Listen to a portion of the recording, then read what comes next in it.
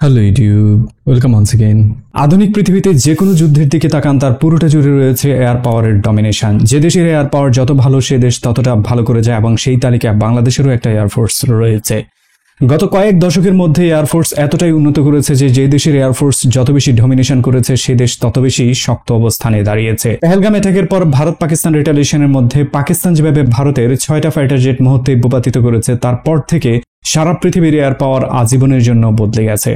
যে এয়ার পাওয়ারের যুদ্ধ পুরোটাই চলে গেছে বিয়ন্ড ভিজুয়াল রেঞ্জে। যে যুদ্ধ ভারত পাকিস্তানের মধ্যে হয়ে গেছে, সেই যুদ্ধ পৃথিবীকে একটা বার্তা ক্লিয়ারলি দিয়ে দিয়েছে: যদি কোনো দেশের এয়ার পাওয়ার শক্ত থাকে, তবে তাকে হারানো সবচেয়ে কঠিন, আর যদি এয়ার পাওয়ার কোনোভাবে দুর্বল থাকে, তবে সেই দেশ ঘুরে দাঁড়ানো একেবারেই সম্ভব নয়। আর ভয়ঙ্কর এই যুদ্ধের পুরোটা জুড়ে রয়েছে আধুনিক টেকনোলজি। সেসব আধুনিক টেকনোলজির মধ্যে রয়েছে fighter jet, electric warfare, early warning system, কিংবা ডেটা লিঙ্কিং অথবা ডেটা সিগন্যালিং এর মতো সবগুলো ইস্যুস। এসব আধুনিক টেকনোলজিগুলোর পাশাপাশি একই বাহিনীতে যুক্ত হয় মূলত অত্যন্ত সুপ্রশিক্ষিত এয়ারফোর্স, যারা ফাইটার জেট থেকে শুরু করে আর্লি ওয়ার্নিং সিস্টেম কিংবা একটা রেডার ম্যানেজমেন্ট পর্যন্ত সবকিছু কন্ট্রোল করে। এতগুলো সিস্টেমের যদি একটাতেও কোনো দেশ দুর্বল থাকে, তবে সে নিশ্চিতভাবে পরাজিত হবে। যা আমরা দেখেছি, বিশাল বাজেটের ভারতীয় এয়ারফোর্স রীতিমতো নাস্তানাবুদ হয়েছে পাকিস্তান এয়ারফোর্সের সামনে। এবার একই দৃশ্যপট পাল্টে শুধুমাত্র পাকিস্তানের জায়গায় বাংলাদেশকে দাঁড় করিয়ে দেন এবং খোঁজার চেষ্টা করেন আমরা কতটুকু ফাইট দিতে পারবো ভারতীয় এয়ারফোর্সের বিরুদ্ধে। আজকের ভিডিওতে জানার চেষ্টা করব আমাদের এয়ারফোর্স বলে আসলে কি রয়েছে, এবং এর মধ্যে কি সফটওয়্যার, হার্ডওয়্যার কিংবা হিউম্যান রিসোর্স রয়েছে, তার সবকিছু। একইভাবে এটাও জানার চেষ্টা করব সম্ভাব্য সম্মুখীন যে কোনো যুদ্ধে বাংলাদেশ আসলে কিভাবে ডিফেন্স করতে পারে কিংবা কতটুকু সম্ভব। ভিডিওর মূল পর্বে যাওয়ার আগে আমাদের আজকের ভিডিওর স্পন্সর বিটকমার্স সম্পর্কে জেনে নিন। বিটকমার্স বাংলাদেশের তৈরি একটা ই কমার্স সলিউশন, যাদের হাতে সব ধরনের সুবিধা রয়েছে যা আপনি ই কমার্সে চান।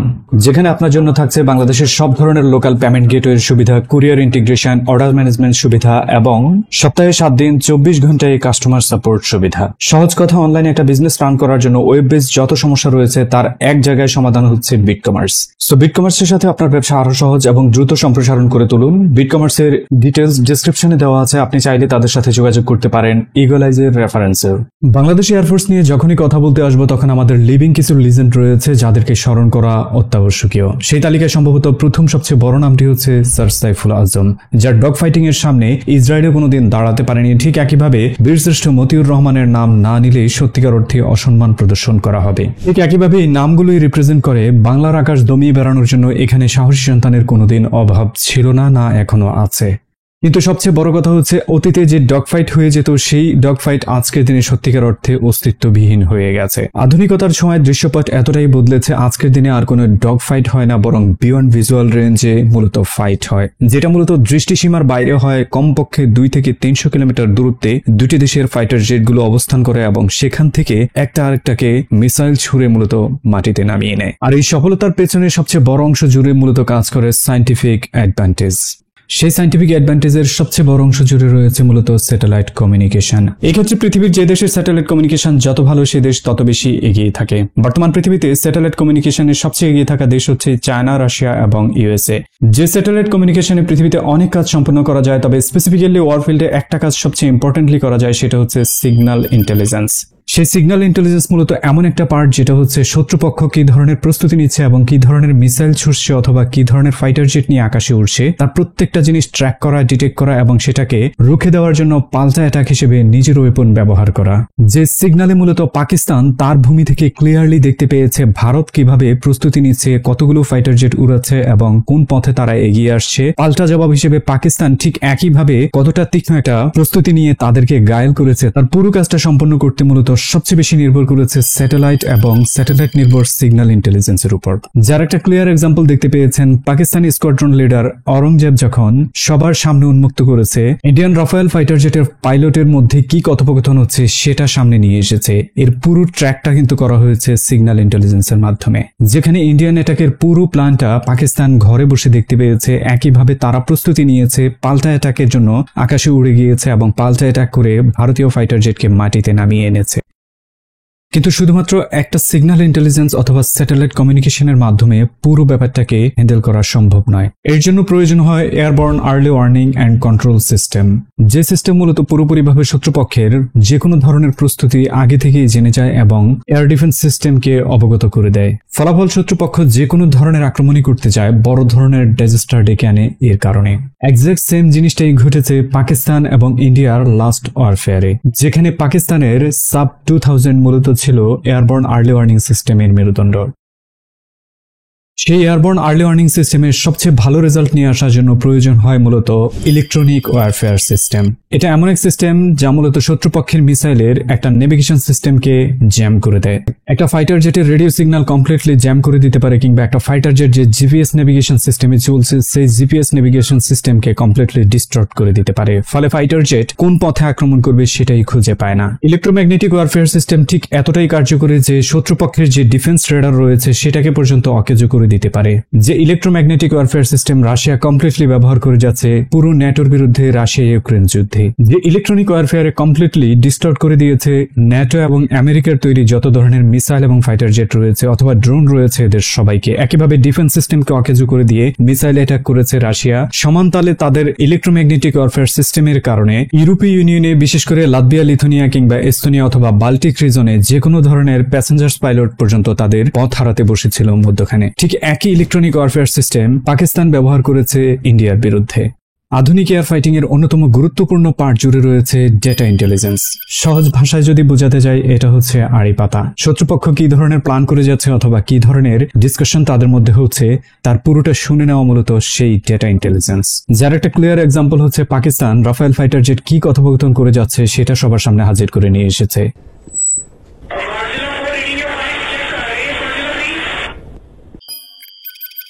এর সাথেই যুক্ত হয়ে যায় ডেটা লিঙ্কিং।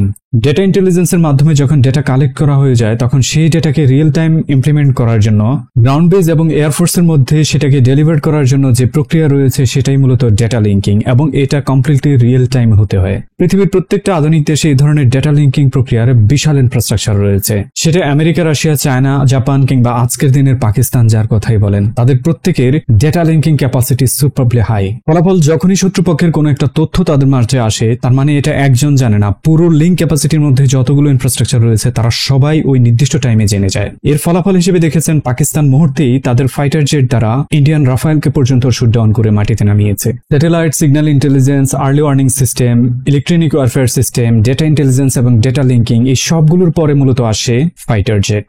আধুনিক ফাইটার জেট মূলত তখনই সফল হয় যখন এতগুলো সিস্টেম একসাথে কাজ করে সঠিক রেজাল্ট নিয়ে আসতে পারে। নয়তো আজকের দিনে যে আধুনিক ওয়ারফেয়ার রয়েছে সেখানে ফাইটার জেট লিটারালি অকেজো। ভিডিওর এখন পর্যন্ত আলোচনা আপনি ক্লিয়ার হয়ে গেছেন যে একটা সুসংগঠিত এয়ারফোর্সের কি কি ধরনের ইন্টেলিজেন্স সফটওয়্যার হার্ডওয়্যারের প্রয়োজন হয় এবং কিভাবে সেটা অপারেট করতে হয়, যার সবকিছু এক্সপ্লেন করেছি। এবার সেই প্রেক্ষাপটে দাঁড়িয়ে যদি শুধু বাংলাদেশ এয়ারফোর্সের দিকে তাকান তাহলে আমাদের নাই বলতে আসলে কোনো কিছুই নেই। আমাদের স্যাটেলাইট সিগন্যালিং সিস্টেম নেই, আমাদের ইলেকট্রনিক ওয়ারফেয়ার সিস্টেম নেই, এয়ারবর্ন আর্লি ওয়ার্নিং সিস্টেম আমাদের নেই, আমাদের ডেটা ইন্টেলিজেন্স নেই, ডেটা লিঙ্কিং ম্যানেজমেন্ট সিস্টেমও ক্লিয়ারলি ঠিকভাবে নেই। আমাদের এয়ারফোর্সের হার্ডওয়্যার স্ট্রেংথের দিকে যদি তাকান তাহলে আমাদের সব মিলিয়ে 216টা এয়ারফোর্স হার্ডওয়্যার রয়েছে, যার মধ্যে আমাদের ফাইটার জেট রয়েছে মাত্র 4টা। যে 4টা ফাইটার জেটের সবগুলোই হচ্ছে MiG-29। সেই MiG-29কে পৃথিবীর আজকের দিনে কোনো দেশ সেভাবে ব্যবহার করে না কিংবা অবসরে পাঠিয়ে দিয়েছে। উদাহরণস্বরূপ আজকের দিনে শুধুমাত্র ইউক্রেনের দিকে তাকান, যে যুদ্ধে নাস্তানাবুদ হয়ে গেছে ইউক্রেন, সেই ইউক্রেনও MiG-29 উড়ানোর সাহস করে না, কারণ MiG-29 এর রেডার এতটাই দুর্বল শত্রুপক্ষ তাকে অ্যাটাক করেছে কিনা সেটাও সে খুঁজে পায় না। ফাইটার জেটের পাশাপাশি এয়ার পাওয়ারের অন্যতম বড় একটা পার্ট হচ্ছে অ্যাটাক হেলিকপ্টার।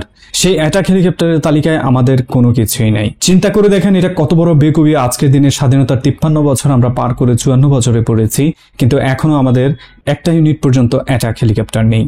এয়ার পাওয়ারের অন্যতম বড় একটা পার্ট জুড়ে রয়েছে মিসাইল। সেই missile air two air, surface two air দুই ধরনেরই হতে পারে, কিন্তু আমাদের কোনো ধরনের মিসাইল ব্যবস্থাই সেভাবে নেই।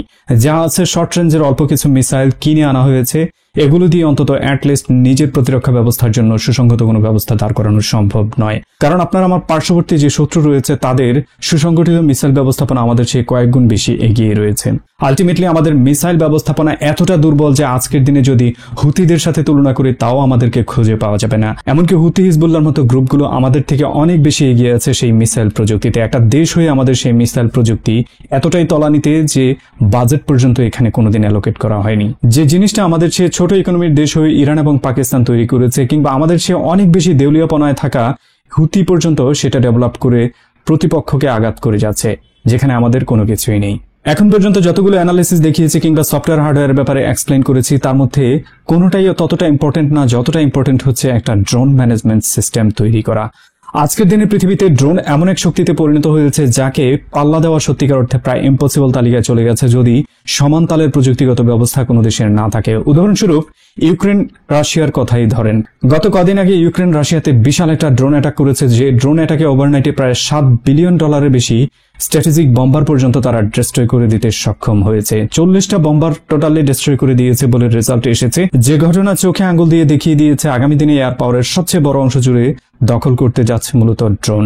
সেই ড্রোনের তালিকায় যদি আজকের দিনে কোনো দেশকে লিস্ট করতে যান, তবে রিয়েল লাইফ ব্যাটেলফিল্ড ওয়ারফেয়ারের এক্সপিরিয়েন্স নিয়ে থাকা এগিয়ে থাকা সবচেয়ে বড় দুটি দেশ হচ্ছে রাশিয়া এবং ইউক্রেন। অন্যান্য অনেক দেশের ড্রোন প্রযুক্তিগত ব্যবস্থা রয়েছে, কিন্তু রিয়েল লাইফ ব্যাটেলফিল্ডের এক্সপিরিয়েন্স নেওয়ার ক্ষমতা সবার তৈরি হয়নি। সেই জায়গায় বাংলাদেশের অবস্থানের দিকে যদি তাকান, আমাদের হাতে গোনা কয়েকটা বাইরাক্তার ড্রোন এসেছে, যেটাও অনেকাংশেই ব্যর্থ হয়ে গেছে ইউক্রেন রাশিয়া ওয়ারে, যেখানে রাশিয়া সেগুলোকে প্রতিনিয়ত অ্যাটাক করে ধ্বংস করে দিয়েছে। সেই ড্রোন পাত্তাই পায়নি বলতে গেলে। অল্প কয়েকটা সেই ড্রোন ইউনিট নিয়ে যদি আপনি মনে করেন যে আগামী দিনের যুদ্ধে আমরা জিতে যাব কিংবা আমরা ভালো কোনো অবস্থান তৈরি করতে পারবো, তাহলে আমাদের চেয়ে বোকা পৃথিবীতে দুনিয়াতে আর একটাও বসবাস করে না। যে ড্রোনের ব্যবহার আমরা সারা পৃথিবী জুড়ে দেখতে পাচ্ছি, সেটা পাকিস্তান ইন্ডিয়ার ওয়ার হোক, কিংবা আজারবাইজান আর্মেনিয়ার ওয়ার হোক, অথবা রাশিয়া ইউক্রেন ওয়ার হোক, যেখানে আপনি তাকান সেখানে ড্রোনের ব্যবহার হচ্ছে। এবং ড্রোন এতটাই উন্নত প্রযুক্তিতে পৌঁছে গেছে যে যেটা হাজার হাজার কিলোমিটার পাড়ি দিতে পারে, ফাঁকি দিতে পারে রেডারের তীক্ষ্ণ নজর, একইভাবে আঘাত হানতে পারে শত্রুপক্ষের সবচেয়ে স্ট্র্যাটেজিক পয়েন্টে পর্যন্ত। সেই ড্রোনের দিকে বাংলাদেশের সত্যিকার অর্থে ভালো কোনো নজর এখন পর্যন্ত পড়েনি। পৃথিবীতে যে কটা দেশ ড্রোনে উন্নতি করেছে আজকের দিনে তারা বেশ ভালো অবস্থানে রয়েছে। সে তালিকায় শুধুমাত্র ইউক্রেনের দিকে তাকান। ইউক্রেন লাস্ট অ্যাটাকে যতগুলো ড্রোন ব্যবহার করেছে তার প্রত্যেকটাই তাদের নিজস্ব ডিজাইনে তৈরি করা, এবং এমনকি চিপ ডিজাইন পর্যন্ত তারা নিজেরাই করেছে। একইভাবে এমন সব বিধ্বংসী ড্রোন তারা তৈরি করেছে যেগুলো মুহূর্তে একটা ট্যাঙ্ক ব্যাটলকে ধ্বংসের মুখে ডেকে নিয়ে যেতে পারে, যার মধ্যে অন্যতম বড় উদাহরণ হতে পারে বাবা ইয়োগা। অথচ আমাদের এয়ারফোর্সে হাতে গোনা কয়েকটা নজরদারি ড্রোন ছাড়া কোনো ব্যাটার অ্যাটাক ড্রোন এখন পর্যন্ত আমরা একুয়ার করতে পারিনি কিংবা নিজেরা উৎপাদন করতে পারিনি। এবার ক্লিয়ার একটা দৃশ্যপটের দিকে তাকান। আমাদের ফাইটার জেট নেই, অ্যাটাক হেলিকপ্টার নেই, ড্রোন ম্যানেজমেন্ট সিস্টেম নেই, অ্যাটাক ড্রোন নেই, মিসাইল সিস্টেম নেই, দূরপাল্লার কোনো মিসাইল ব্যবস্থাপনা নেই, সিগন্যাল সিস্টেম নেই, ডেটা ইন্টেলিজেন্স নেই, আর্লি ওয়ার্নিং সিস্টেম নেই, ইলেকট্রনিক ওয়ারফেয়ার সিস্টেম নেই। অথচ আমরা একটা দেশ যেখানে 18 কোটি মানুষ বসবাস করে, আমাদের ইকোনমি $500 বিলিয়ন ছুঁই করে, কিন্তু আমাদের এয়ারফোর্সের অবস্থা লিটারালি ডায়রিয়া হয়ে আছে। এমন একটা এয়ারফোর্স যেখানে এমপ্লয়ি 22,000-এর বেশি, যেটা মিয়ানমার এয়ারফোর্সের চেয়েও বেশি, কিন্তু আমাদের এয়ারফোর্সে ইকুইপমেন্ট এবং ইন্টেলিজেন্স সরঞ্জাম ব্যবস্থা কিংবা সফটওয়্যার হার্ডওয়্যার যত কিছু বলি তার সবকিছু এতটাই তলানিতে রয়েছে যে এটাকে কোনো একটা দেশ তো দূরের কথা কোনো একটা বিচ্ছিন্নতাবাদী গ্রুপের সাথে ফাইট করার মতো ক্যাপাবিলিটি এখন পর্যন্ত তৈরি হয়নি। উদাহরণস্বরূপ আপনি হিজবুল্লাহ কিংবা হুথির কথাই বলেন, আমরা অনেকাংশে তাদের থেকেও পিছিয়ে রয়েছি। সেই দৃশ্যপটে ভাবেন আমাদের সবচেয়ে বড় শত্রু মূলত হচ্ছে ইন্ডিয়া, যার সাথে আমাদের টোটাল ভূমির 3 পাশেই রয়েছে ইন্ডিয়ার বর্ডার। একইভাবে বঙ্গোপসাগরের সবচেয়ে বড় অংশ জুড়েও রয়েছে ইন্ডিয়া। এবার সেই দৃশ্যপটে ভাবেন আমাদের ভূমির 3 পাশ জুড়ে রয়েছে ইন্ডিয়ান বর্ডার এবং বিশাল বঙ্গোপসাগরের যেখানে ইন্ডিয়ার জলসীমা সবচেয়ে বেশি এবং এর হাতে রয়েছে 2টা নেভাল ক্যারিয়ার। এবার আমাদের ভূমির চারপাশে তাকান, নর্থ ইস্ট থেকে শুরু করে শিলিগুড়ি করিডোর কিংবা ওয়েস্ট বেঙ্গল অথবা ঝাড়খণ্ড, উড়িষ্যা, যে কোনো দিকে তাকান, ইন্ডিয়ান এয়ারফোর্স এয়ারবেস এখানে চারপাশেই রয়েছে। একইভাবে তাদের যে নেভাল বেস রয়েছে অথবা নেভাল ফোর্স রয়েছে সেটাও বঙ্গোপসাগরের বিশাল এরিয়া ব্লক করে দেওয়ার জন্য এনাফ ক্যাপাবল। আমাদের ভূমির 3 পাশ থেকে যেমন ইন্ডিয়া ল্যান্ড অ্যাটাক করতে পারবে, ঠিক একইভাবে ভূমির 3 পাশ জুড়ে তারা এয়ার অ্যাটাকও করতে পারবে। অপরদিকে বঙ্গোপসাগর এরিয়া থেকে তাদের নেভাল বেস থেকে তারা রীতিমতো এয়ার অ্যাটাক করতে পারবে আমাদেরকে। যে অ্যাটাক প্রতিহত করার জন্য আমাদের পাকিস্তানের চেয়ে অন্তত 4 গুণ বেশি শক্তিশালী একটা এয়ারফোর্সের দরকার ছিল, কারণ পাকিস্তানের একটা বর্ডার রয়েছে ইন্ডিয়ার সাথে, সেটা প্যারালালি একটাই বর্ডার, এক অংশ জুড়ে রয়েছে, যেখানে আমাদের 4 অংশ জুড়ে তাদের সাথে ফাইট করতে হবে। যেখানে এত বিশাল একটা এয়ারফোর্স আমাদের দরকার ছিল, সেখানে এয়ারফোর্স বলতেই কোনো কিছু নেই। কিন্তু আমাদের ফাইন্যান্সিয়াল কন্ডিশনের দিকে তাকান, স্ট্যাবিলিটির দিকে তাকান অথবা রিসোর্সের দিকে তাকান, কোনো দিক থেকে আমরা পিছিয়ে ছিলাম না। কিন্তু একটা জায়গায় পিছিয়ে ছিলাম, সেটা হচ্ছে এয়ারফোর্সকে শক্তিশালী করার জন্য যে আগ্রহ প্রয়োজন সেটা সরকারের কখনোই কোনোভাবে দেখানো হয়নি, যা আমাদেরকে ইচ্ছাকৃতভাবে দুর্বল করে রাখা হয়েছে এবং সেটা যেই প্ররোচনাই করা হোক দুর্বল করে রাখা হয়েছে। আমাদের চেয়ে দুর্বল অর্থনীতির দেশ পাকিস্তান প্রতি বছর তাদের ডিফেন্স বাজেট বাড়িয়ে যাচ্ছে, যেখানে আমাদের এবারে ডিফেন্স বাজেট কমানো হয়েছে। যেখানে আমাদের ফাইটার জেট কেনার কথা ছিল, সেখানে বাজেট যখন কমানো হয়েছে, আলটিমেটলি এই সরকার নয় আগামী সরকারও এসে এটার মধ্যে কোনো নজর দেবে বলে মনে হচ্ছে না। অথচ বাংলাদেশ এয়ারফোর্সের স্লোগানে বলা হয়েছে নির্ভীক, সচেতন এবং বিজয়ী। নির্ভীক হতে পারেন আপনি, বিজয়ী হতে পারেন আপনি, কিন্তু আপনি সচেতন নয়। বাংলাদেশ এয়ারফোর্স কোনোভাবেই সচেতন নয়। যদি সচেতন হতো, সরকারকে বাধ্য করা হতো যে আমাদের এইসব ইকুইপমেন্ট লাগবেই। যদি সচেতন হতো এবং আমরা সাধারণ মানুষরা সরকারকে বাধ্য করাতাম যে আজকের দিনে আমাদের এয়ারফোর্সকে ততটাই স্ট্রং করতে হবে যতটা স্ট্রং করলে আমরা ইন্ডিয়ার মতো হিপোক্রেট কান্ট্রিকে ফাইট দিতে পারি, ততটাই স্ট্রং আমাদের করতে হবে যতটা স্ট্রং করলে আধুনিক এয়ার পাওয়ারের যত হার্ডওয়্যার সফটওয়্যার ম্যানেজমেন্ট রয়েছে সেটা আমরা একুয়ার করতে পারি। 4th জেনারেশন ফাইটার জেটেরও অবসরের সময় এসে গেছে। মানুষ চলে যাচ্ছে, পৃথিবী চলে যাচ্ছে 5th জেনারেশনে। সেখানে আমরা জেটেন্সি নিয়ে এখনো কান্নাকাটি করে যাচ্ছি। সেখানে আমাদের আজকে দিনে না ড্রোন ম্যানেজমেন্ট সিস্টেম আছে, না মিসাইল ম্যানেজমেন্ট সিস্টেম আছে, না ডাটা ইন্টেলিজেন্স, না সিকিউরিটি ম্যানেজমেন্ট, কোনো কিছুই ঠিকভাবে নেই। সো এদেশ এখনো যে টিকে আছে সেটাই সত্যিকার অর্থে এক আশ্চর্যের নাম হয়ে গেছে। কথায় কথায় 7 সিস্টারকে ধমক দেওয়া এবং শিলিগুড়ি করিডোর নিয়ে ধমক দেওয়া সত্যিকার অর্থে খুব সহজ ব্যাপার। যে রিয়েল লাইফ যুদ্ধ আমাদের সেখানে করতে হবে সেটার জন্য মিনিমাম ব্যবস্থাপনা আজকের দিনে বাংলাদেশের এয়ারফোর্সের নেই। সো ভিডিওর শুরুতে বলেছিলাম এয়ারফোর্সকে সুসংগঠিত করতে হলে আমাদের কি করতে হবে। আমাদের এনাফ ম্যান পাওয়ার রয়েছে এবং ম্যান পাওয়ার প্রয়োজনে অ্যাকোয়ার করা খুবই ইজি ব্যাপার হবে, কিন্তু সবচেয়ে ইম্পর্টেন্ট হচ্ছে আমাদের হার্ডওয়্যার, সফটওয়্যার কিংবা ইন্টেলিজেন্স সিস্টেম অ্যাকোয়ার করা। ধরুন একটা উদাহরণ দিচ্ছি, আমাদের বেটার কোনো স্যাটেলাইট নেই, বেটার স্যাটেলাইট পাকিস্তানেরও নেই, কিন্তু পাকিস্তান শতভাগ চাইনিজ ইন্টেলিজেন্স এবং চাইনিজ মিলিটারি স্যাটেলাইটের অ্যাক্সেস পেয়েছে, যার কারণে পাকিস্তান খুব সহজেই ইন্ডিয়াকে নাস্তানাবুদ করতে পেরেছে। চায়নার কাছে যে স্ট্রং স্যাটেলাইট প্রযুক্তি রয়েছে সেটা ইন্ডিয়ার কাছেও নেই। যে একটা রিজন আপনাকে ক্লিয়ারলি বলে দিচ্ছে ইন্ডিয়া আসলে কোথায় পিছিয়ে রয়েছে এবং আরো ক্লিয়ারলি বলে দিচ্ছে আমরা কতটা পিছিয়ে রয়েছে। সো আমাদের এয়ারফোর্সকে সুসংগঠিত করতে হলে আগামী কয়েক বছরের মধ্যে আমাদের fighter jet, early warning system, electronic warfare, signal system, data intelligence, data management system সবকিছু অ্যাকোয়ার করতে হবে। আর যে সরকার এটা করবে না কিংবা করতে চাইবে না তারা নিশ্চিতভাবেই ধরে রাখেন বাংলাদেশের সরকার নয়, তারা অন্য কারো এজেন্ডা বাস্তবায়ন করে যাচ্ছে। তখন আমাদের একমাত্র দায়িত্ব হবে যেভাবে আমরা হাসিনাকে এখান থেকে লাথি মেরে বের করে দিয়েছি ঠিক একইভাবে তাদেরকেও বের করে দেওয়া। এর বাইরে দ্বিতীয় কোনো ওয়ার্ড হতেই পারে না। সো ভিডিও সম্পর্কে আপনার মূল্যবান মতামত কমেন্ট সেকশনে জানান, পাশাপাশি এটা জানান যে এয়ারফোর্স সম্পর্কে আপনার মতামত কি। আর আপনার যত কথা আছে আমার কাছে পৌঁছানোর জন্য ফেসবুক, টুইটার, ইনস্টাগ্রাম কিংবা টেলিগ্রামেও কানেক্টেড হয়ে যেতে পারেন। এনজয় করুন পরের একটা ভিডিও। ততক্ষণ পর্যন্ত টাটা, বাই বাই, আল্লাহ হাফেজ।